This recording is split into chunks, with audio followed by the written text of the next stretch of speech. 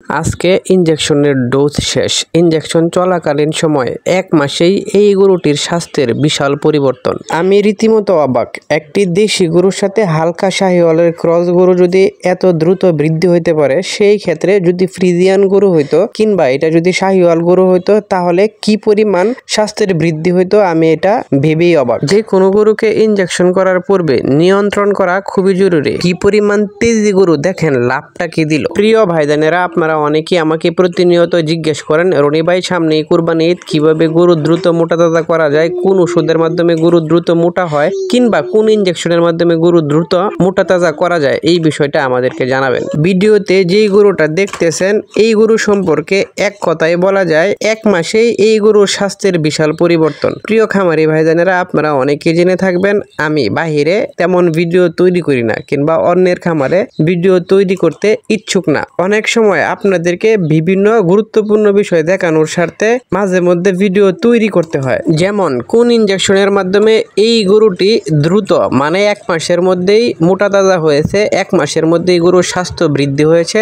আপনাদেরকে এই বিষয়টা যদি আমি শেয়ার করতে পারি এবং আপনাদেরকে এই বিষয়টা যদি আমি দেখাতে পারি, তাহলে যেই ভাইজানেরা নিয়মিত আমার ভিডিও দেখেন এবং আমাকে অত্যন্ত ভালোবাসেন, আমাকে বিশ্বাস করেন, ভরসা করেন এবং আমার ভিডিও দেখে গরু লালন পালন করেন, ওনারা নিশ্চয়ই উপকৃত হবেন। কারণ আপনাদের যদি গরু মোটা তাজা করার প্রকল্প হাতে থাকে এবং সামনে যেহেতু কুরবানি ঈদ 1 মাস থেকে 1.5 মাস সময় আছে, এই মেডিসিনগুলো ব্যবহার করলে আশা করি নিশ্চয়ই আপনারা উপকৃত হবেন ইনশাল্লাহ। প্রথমেই যে ইনজেকশনটি আমার হাতে দেখতেছেন, এই ইনজেকশনটি হয়তো অনেকেরই পরিচিত, কিন্তু বাকি ইনজেকশনগুলো একদমই অপরিচিত। একটু পূর্বে 10 মিলি দিয়ে দিলাম, এখন আবার 10 মিলি দিয়ে দিচ্ছি। সামনের মাংসেও দিতে পারেন, আবার পিছনের মাংসেও দিতে পারেন। আমি পিছনের রানের মাংসে দিয়ে দিলাম।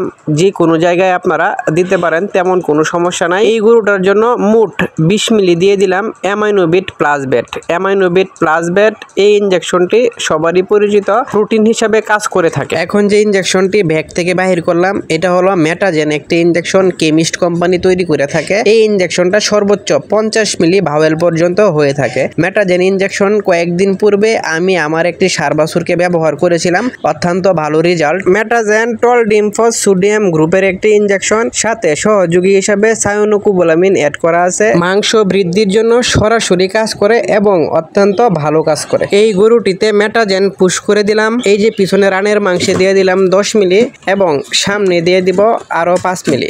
মোট এই গরুটার জন্য 15 মিলি মেটাজেন ইনজেকশন পুশ করে দিব। এই গরুটি প্রথম দিক দিয়ে অত্যন্ত রাগী ছিল, তাকে ইনজেকশন করা খুবই কঠিন ছিল।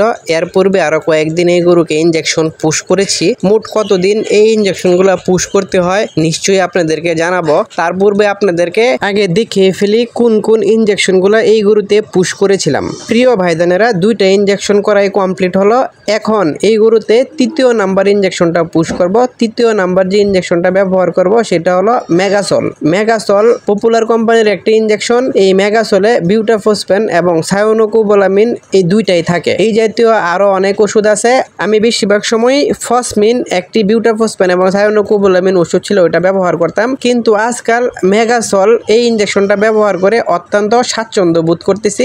আপনারা যে কোনো কোম্পানির বিউটাফসফেন এবং সায়োনোকোবালামিন গ্রুপের ইনজেকশন পুশ করতে পারেন, যেমন কেটাফস, কেটুফস, এসল, মেগাসল ইত্যাদি। এই গরুটিতে এখন দিয়ে দিলাম 10 মিলি এবং আরো দিয়ে দিব 10 মিলি, মোট 20 মিলি মেগাসল ইনজেকশন এই গরুটাতে পুশ করব। প্রিয় ভাইজানেরা, এই ইনজেকশনের ডোজের নিয়ম বলার পূর্বে বলতে চাই, এই ভিডিওটা অনুগ্রহপূর্বক শেয়ার করে দিবেন, যাতে অন্য খামারি ভাইজানেরাও এই ভিডিওটা দেখে উপকৃত হয়, কিংবা ভিডিওটা শেয়ার করে দিলে আপনার টাইমলাইনে চলে যাবে, পরবর্তী সময় আপনি এই ভিডিওটা দেখতে পারবেন। এই ইনজেকশনগুলো পুশ করার সঠিক নিয়ম, সব কয়টা ইনজেকশন একসাথে করতে হবে এবং প্রতি 1 সপ্তাহ অন্তর অন্তর করতে হবে।